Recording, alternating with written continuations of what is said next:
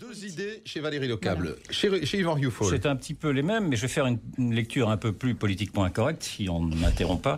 Vous savez que c'est les autres qui doivent dire si c'est politiquement incorrect, ça va pas être une autodéfinition. Non, mais je vais le dire, parce que je sais que ça va vous faire sursauter, mais pour moi, ce n'est pas une révélation, c'est la confirmation du fait que nous vivons aujourd'hui une fracture culturelle, une fracture identitaire. J'ai fait un livre là-dessus, et c'est une fracture qui est due au multiculturalisme, c'est-à-dire à une société non homogène. Voilà, j'ai mon public qui arrive. Du mantra.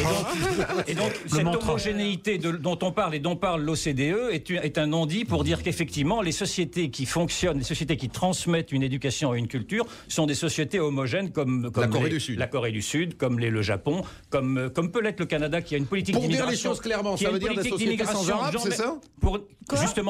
C'est des sociétés sans arabes. Non, précisément. Je parlais du Canada qui a une politique d'immigration justement qui fait attention à ce que ceux qui arrivent, et notamment des Arabes, pour parler comme vous, s'intègrent dans le pays. Et donc, le problème qui est posé aujourd'hui, c'est cet échec du multiculturalisme qui fait qu'aujourd'hui, 20% des élèves aujourd'hui plombent la France, et la France dégringole de 4 à 6 places à cause de cela. Oui, bien sûr, c'est dans le rapport.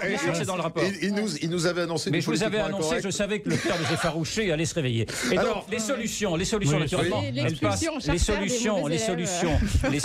elles passent d'abord par cette prise de conscience de cet échec du multiculturalisme qui est fait en Allemagne mais qui n'est toujours pas fait en France. Et je rejoins Valérie pour dire qu'effectivement l'homogénéité elle doit être aussi dans les classes, et la solution passe aussi bien sûr par la suppression du collège unique qui plombe naturellement tous ceux qui voudraient s'en sortir. Mais il y a aussi un autre sujet qu'on n'aborde pas, qui est ce refus de s'intégrer qui apparaît aujourd'hui dans certaines couches de la population. Je vois déjà que les cheveux se hérissent. Non, mais pas beaucoup. Et donc, ils sont très frisés. Ils sont très frisés. Il faut que je les intègre. C'est un problème qui est important parce que l'école est rejetée comme étant une institution de la République qui a à transmettre une culture française. Et cette analyse a été faite par d'autres que par moi. Je reprends cette analyse-là.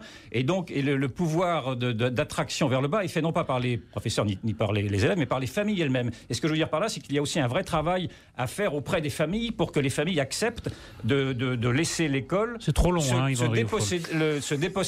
qu'elles se dépossèdent de leur enfant par leur école. Rokhaya. Alors évidemment, attribuer ces questions-là à l'échec du multiculturalisme à l'heure où on remet en cause le nombre d'enseignants dans les établissements scolaires où les profs sont de moins en moins bien formés, moi je pense que c'est quand même un vrai problème. Le niveau a diminué entre 2001 et 2009. Ce qui s'est passé depuis 2001, c'est qu'on a aujourd'hui dans les établissements scolaires des enseignants qui sont simplement titulaires de master et qui n'ont même pas des formations en pédagogie. Moi j'ai fait toute ma scolarité en ZEP. Effectivement, ce que vous disiez, Valérie Lecable, est très juste. On a les profs les moins à même d'appréhender des élèves qui potentiellement peuvent avoir des difficultés parce qu'ils sont issus de milieux sociaux qui les disposent beaucoup moins bien à accéder à l'enseignement scolaire. Donc dans les zones d'éducation prioritaire, il y a des profs qui sont très jeunes, souvent moins bien formés, et finalement les meilleurs profs sont dans les meilleurs établissements. Le propre de la France, et ça avait été dénoncé avant ce rapport par la Cour des comptes, c'est que l'école ne joue pas son rôle de moteur dans l'ascension sociale par rapport au Canada et au Japon. L'école, elle maintient en fait les disparités. Ça c'est du diagnostic. Pardon, j'ai demandé des solutions. Les solutions, c'est par exemple de faire en sorte que les ZEP aient véritablement plus de moyens. Et les moyens, c'est les meilleurs profs. Et de faire en sorte que les profs... C'est pas une question de moyens, c'est une question d'autorité de professeurs. Les professeurs n'ont plus l'autorité. Oui, mais alors, c'est pas possible. L'autorité, elle s'acquiert aussi avec le temps. Un prof de 24 ans qui est à la Courneuve a probablement moins d'autorité qu'un prof de 50 ans qui a Henri IV. Donc je pense que ça, c'est une vraie question.